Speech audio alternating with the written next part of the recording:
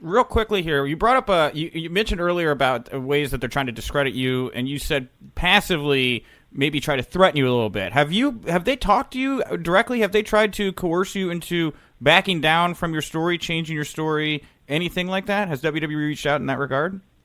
No, I do remember that there was one business deal that we did for a show of them in Puerto Rico and one for Mexico. And at that time, the person that was handling things just suggested that it would be probably better if my reporter did everything and not me, because of the situation that was hot right there with Hugo and the Saudi Arabia thing. So they have not.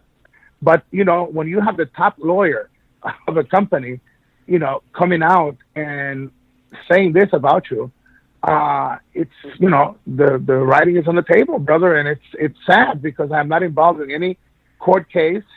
And I just wish they would have really checked the fact that he's portraying me like I need to put this news out so I could get money out of the hits on my page. And if he would have checked my pages, he would have realized that we do not make money. That perhaps at one time when we increase that, because right now we over 1 million followers. When we do more people in YouTube, eventually there will be money coming out of that. But right now, I do not make one penny out of that. And whoever talks to me, like in your case, I have never said to them, listen, I cannot talk about this, and you're limited to asking this.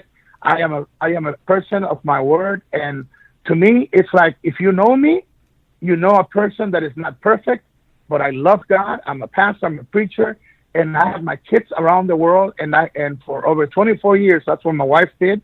And that's what I still want to do. And it hurts me because they look up to me. When you talk to the people, the gangs in the Bronx, or in Nicaragua, or in Ecuador, or Dominican Republic, or Chile, or wherever I go, I want them to know that I am exactly that. I'm not perfect, but I'm 100% truthful, and that I love them, and I want to get them out of prostitution and gangs, and I help my kids.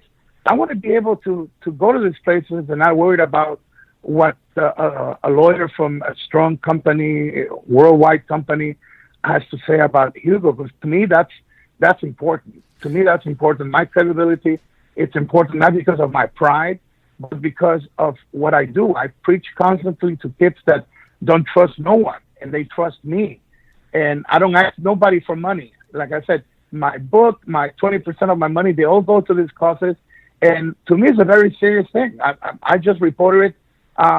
What would you do, Nick, if somebody calls you from, more than one person calls you from the TV studio, and people from headquarters, and they tell you that? Then you also have a friend that is there in Saudi Arabia, and that for many, many years, and he tells you what's going on, because that was another thing too. I got that information also, of people that if they were to find out that person talked to me, he will be dead over there. Nick, this is a whole different world. So I had more than just one source, and I am not saying anything that was not told to me. And from the moment that it happened to the next day, it was like the whole information changed, and now everything was in one page. Mechanical malfunction. That was it. Yeah. So from one day to the other, everything changed.